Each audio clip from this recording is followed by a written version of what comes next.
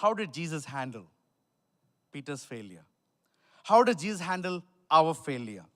First of all, if you look at the verses from 31 to 34, when I read this, when I hear what Jesus told Peter and the disciples, he says, Simon, Simon, Satan has asked to sift all of you as wheat, but I've prayed for you, Simon, that your faith may not fail. When you have turned back, strengthen your brothers. First of all, what I understand is Jesus is not shocked by your failure. Jesus knew Simon is going to blow it. He's going to fail. He's going to fall. Not only him, all the disciples. So when you fall, Jesus is not shocked. You are shocked. Your discipling partner is shocked. Your family is shocked. And they probably react in such shock that you don't want to talk about your sins anymore. Because that's why a lot of people stop confessing sin, because like, oh, I don't like the response. But I want to tell you, Jesus is not shocked. Jesus knows that you're weak. He knows that you and I fall. He knows that we are prone to give into temptation. He knows we are not strong all the time. So, and also knowing that Jesus is all-knowing. He knows before even you fall. He knows all your failures of the past. He knows how you failed today. And let me tell you, He knows all the failures of your future. You don't know what all, you think you're done with all your failures. Jesus is like, no. Peter must have thought, I'm done with all my failures. I've been hanging out with you, Jesus, that's it. I made a lot of blunders. I made a lot of foolish commitments, but not now.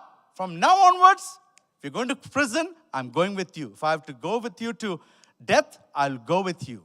But that's not the last time Peter failed. And if you know a little bit of Peter's life, this was not his last failure. He failed again. When he had to face the Jews and the Gentiles, when the church was going through a rift in the fellowship, the Jews and the Gentile converts were having a tension. The Jewish converts insisted all the Gentile converts should get circumcised for them to be saved. And then the issue was so intense, Paul said, we got to go to Jerusalem, meet with his brothers and talk to them. So they go all the way to Jerusalem in Acts 15. And then they have this talk. And they're like, okay, this is what God has done. And Paul takes Barnabas and Titus, and he shows what God has done through his ministry and how many people have changed. And the apostles from Jerusalem are like, wow, this is awesome. God's grace is for everyone. The same for everyone. And it looked like everything changed. A few years later, Peter's in Antioch, hanging out with the church, which Paul and Barnabas is part of. And what happens in Antioch? This circumcision group comes in, and Peter gets nervous. Peter's afraid. He moves away from the Gentile converts and hangs out with the circumcision group. And Barnabas was with Paul. He switches camp. And he goes this side. And that's when Paul confronts Peter again. So you know, Peter didn't stop failing. And who was he? Apostle. Who was he? The ones with the keys of the kingdom. If he can fail, and Jesus still is not shocked, Jesus is probably not shocked if you fail. I think this is where we have to all learn to handle each other's failures. Sometimes our response can be so un-Jesus-like that we can push people away, we can hurt people, and not let people know the warmth and the forgiveness and the grace that Jesus is so willing to fill us with. His grace is overflowing. We limit our grace. Our grace is limited. Let me tell you, you can think you're the most gracious person on the face of the earth. Put yourself in a situation like Peter was put, your grace will be tested. We are limited.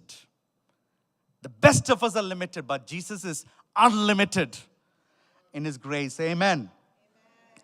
So, and you also know Jesus knew Satan is going to have a field day on that day with Peter and the disciples.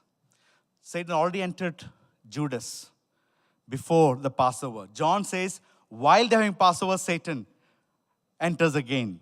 Jesus is right there when there is all this happening. Satan is right there. When we are going through failure, he's right there. When you're going through a hard time, he's right there. When you're going through success, he's right there. He's always trying to get us off the track.